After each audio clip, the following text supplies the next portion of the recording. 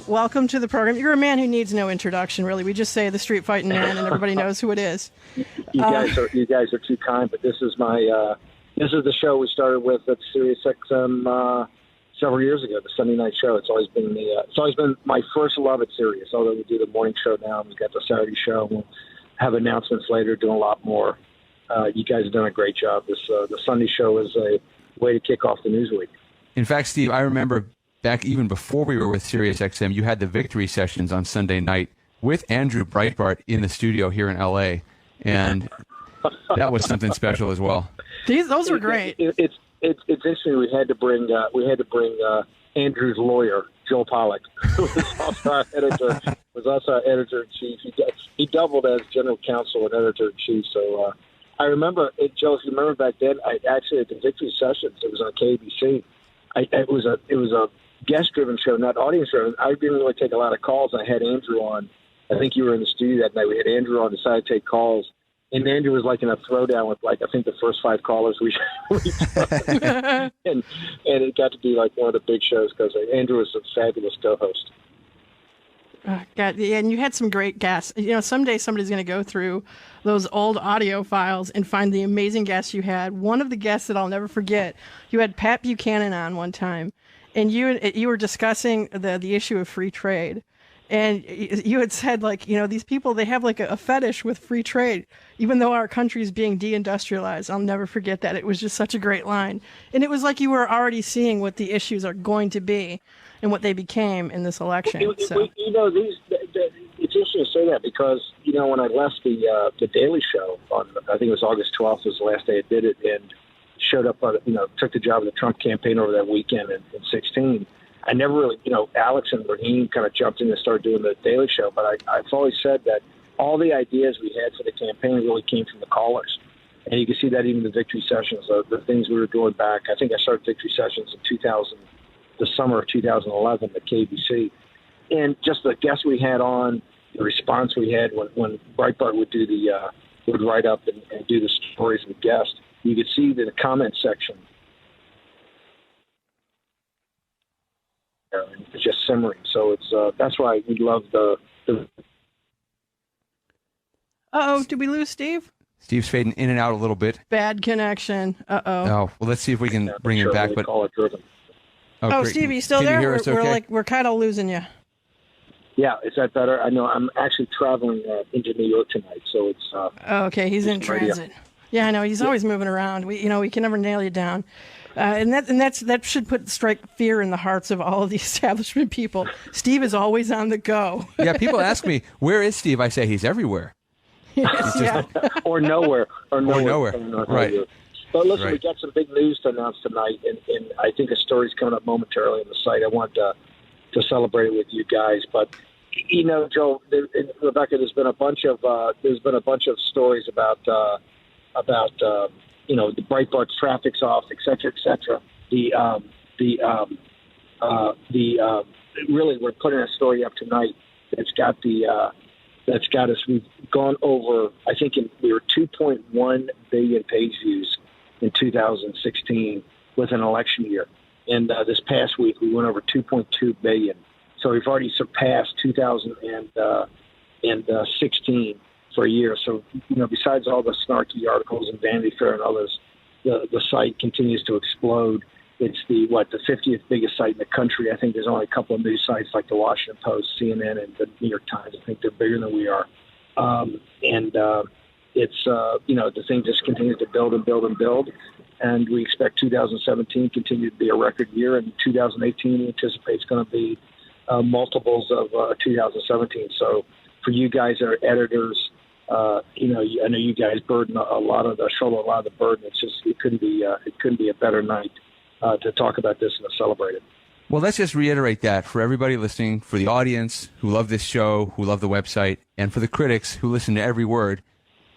With 10% of the year still left to run, we have broken through last year's record page view numbers at Breitbart.com. This is a website that's growing, that's expanding, that's dynamic, that is reaching more and more and more people despite the efforts of fake news. And I mean hardcore fake news. This is fake news, the definition of the term, to run down our numbers and claim that we're shrinking. We are growing, and it is because of the listeners in this audience and the content on the website. And this is not some sort of late in the year, kind of right before the wire record. This is with 10% of the year still left to run. And I want you to keep in mind that last year was a presidential election year, which is when everybody's traffic and all of the political websites, all the news websites, that's when their traffic goes up.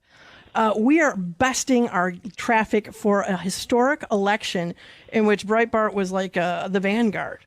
Okay, so that's how much we are growing. This is the key point, is for all the fake news sites out there that have written, oh, Breitbart's off, is that the 2016 election had as much intense focus by people that go to news as any, particularly as new voters came in to focus on Donald Trump. And that was a monster year. And the traffic in those months leading up to it, of which I was actually away from the site and you guys ran, by yourselves, were just massive numbers. The tradition, the rule of thumb, is that traffic normally drops off anywhere from a third to 40%. And although a lot of our competitors have really gotten crushed, here we've increased traffic. I mean, we could do 2.5 billion plus this year. Would be just insane numbers. And so for all the people out there that were, the Media Matters of the world, nobody takes all the analysis Media Matters does. It's really great to put it in your face to show you how dynamic this site is and how big it's growing. And by the way, we've only scratched the surface and how we're going to grow this. New verticals, new international sites, new sites dealing with business and other things. It's just been terrific. I've been reading the book that just came out about you, Steve, by Keith Koffler, Bannon, Always the Rebel. I encourage people to read it because if you really want to understand Steve's thinking and get some insight into his life and his path. First of all, Steve, your family came from a civil rights background, supported the civil rights struggle, and it just flies in the face of everything that the left and the mainstream media have said. Plus, there's some really meaty ideas here to sink your teeth into. I was telling Rebecca that we ought to provide a reading list for people of the books that Koffler references in this volume because you're such a voracious reader. You have a very wide appetite for history, for philosophy, for politics. And if you want a real education in Western civilization, all you have to do is go through the books Steve has already read. But people come to Breitbart because we're driven by ideas, and these are ideas the rest of the media really don't want to talk about. And we don't always agree with each other about these things. We have different perspectives on the site about trade, about immigration. You come to Breitbart because we're at the core of those debates that everyone else wants to push to the sidelines. That's why we're growing, because people want to hear what the real clash of ideas is about. I think it sums it up perfectly. Look, I know the book does I haven't had a chance to read it, but I heard it does a really good job of laying out a lot of the ideas that have interested me and driven over time. My parents really weren't civil rights folks. What they were was just people that lived in a neighborhood that started to become segregated. And they refused, which a lot of people did, just to run to the suburbs. This was their home. They bought it for a couple $1,000s back in the 50s. And it's the home my dad still lives in. My mom's passed away. He's 96 years old, but it's still the home that they live in. And they made a great life for us in a segregated neighborhood. It became a real home. And so that's what their thing in the civil rights movement was, not going to go with white flight out to the suburbs, but to stay in the city in Richmond and really build a community and build a neighborhood, which worked out. Joe, your point about the ideas, that's what I think is so exciting about Breitbart and why I love going up on the site every day and being on the editorial calls. There's a clash of ideas. There's a big clash of ideas on the right, and that's one of the reasons there's this kind of civil war. There's this war between the establishment and the grassroots, and the power of the grassroots and kind of this populist movement. It's a movement driven by ideas, big ideas, about our sovereignty, about our place in the world, about nationalism versus globalism. And I think when you see when you hear the callers to the show and you read the comment section, you realize folks are getting coached up. They just can't be spun anymore by politicians kind of giving you happy talk about economics, about trade, about America's national security. So I think the most exciting thing, and I think the reason that we're over 2.2 billion page views today, and will be, I think, 2.5 to 3 billion page views by the time we finish the year, is the simple fact that people are very excited about this clash of ideas. And they know if they come to Breitbart, they're going to get over. You're not going to get spoon-fed any one philosophy, but you're going to get a range of ideas and you can be able to think them through and argue them with your friends. You know, one of the reasons. One of the reasons I think that people are attracted to Breitbart is the group that Andrew Breitbart assembled around him were often liberal apostates. That is, people who had once voted Democratic or had been liberals, but had seen that it didn't work, and the Democratic Party was descending into leftist progressivism, and had come to a conversion through ideas, through persuasion, through experience. And I just have to read this passage I was talking about earlier about the civil rights background. This is about your mother, Doris. Aside from her vivacity, Doris had another characteristic that stood out in Richmond in the 1940s, 50s, and 60s. She was a liberal, opposed to segregation, and vocal about it. And he goes on to say that the Bannons were a little more liberal than most of the folks in that circle. And often the people who believed in that vision of equality were the ones who turned away from the Democratic Party, because the Democratic Party isn't about equality anymore, and they're not about working people. And you talk about this all the time, how they've left behind the working class of this country. And you talk also about Black and Hispanic communities and why they should support some of the things that Donald Trump stands for. We know from this book, and also just from knowing your history in the Trump campaign, that you were very much a part of Trump's outreach to Black communities, to Hispanic communities. And is that battle being won? Do you see that battle to gain inroads into the heart of the Democratic Party coalition? Do you see that advancing? I absolutely do. I think it's the key. As I talk about this new 1932 type of realignment in politics, the central part of that is the Black and Hispanic working class that can unite with us. I think there's, of those two groups of people, they've been hurt more by this rush to globalization. I think the Black working class, I think the Hispanic working class, and particularly the Black working class that kind of comes from the north side of Richmond, where I was raised, are hardworking folks and are people that are very dedicated to building their communities and their families. And they've been the ones that have been eviscerated by this move to globalization and really the unfair competition against global labor and the importing of really illegal aliens to suppress wages to the working class. And so I think that they are a natural constituency for this populist movement. I don't think they're getting the answers in the Democratic Party. I think the Democratic Party gives them a lot of happy talk about identity politics. But I've talked to these groups. I started to talk, I think, 3 or 4 so far. I'm trying to do one every other week. And I can tell you they're hungry for these ideas. They understand something has to change. They also understand they've been taken advantage of, and they're tired of the happy talk. So, I was a small part of the group inside the Trump campaign that said, hey, we've got to do more outreach to these areas. President Trump loved it, right, because he's one of the guys I've ever met that is really about equality of opportunity. And it was a very natural fit for him. That's why going to Flint, Michigan, going to the Black churches up in Detroit, going to Black churches in the school choice programs in Cleveland were so natural to him. And I think we're going to see a lot more of this, Joel. I think it's one of the central organizing principles around this kind of workers-based, populist movement is the outreach to the minority, the Hispanic, the Asian, and the Black community. And I think once we start locking down, which I've always said, I think we can get a third of that vote, then you're going to see a massive realignment politically in this country. I think it was an amazing thing. I was so deeply, as a native of Michigander, I was so deeply touched to see Trump campaigning in Detroit, going to Flint. And, Republicans just don't do that anymore. They like John McCain, they abandoned Michigan. Trump really fought for it. And one of the things that also really touched me about the campaign in Michigan was, and I always felt that it was you. I'd never actually confirmed this with you, but I always felt it was a decision that you made. They sent Governor Sarah Palin to these small but important rural communities up north in Michigan. And she was like giving these rally speeches in these town squares that looked like something out of a Norman Rockwell painting. She's like right in the middle of the town square, give it with like probably a bullhorn. And these people were like all circled around her. And when I saw the election results coming in, and Trump is picking up these really important little rural villages in Michigan, these key little places, I was like, oh my God, that's their Michigan strategy, and it worked. I mean, I've always wanted to ask about that. This is why the Detroit Free Press at 9:00 at night called it for Hillary Clinton. People forget this. A very dramatic moment in that election night. The Detroit Free Press, which I don't think has ever been wrong, they called it at 9:15 at night for Hillary Clinton. And then later in the evening, I think it was at 12:15 a.m. on the 9th, they then came back and said it's too close to call. They took it off the Clinton chart.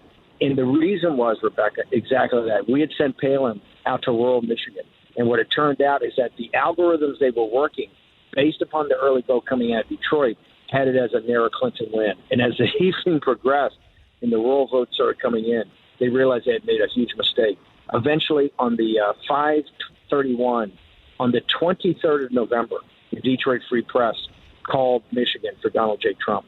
And it was because of the rural. And the other thing was because Donald Trump went to Flint, Michigan. Hillary Clinton never went to Flint. Donald Trump went to Flint. It's amazing. And that's what I was really proud of the fact that, and by the way, President Trump at the time said, hey, I want to go to all these places, start fitting them in.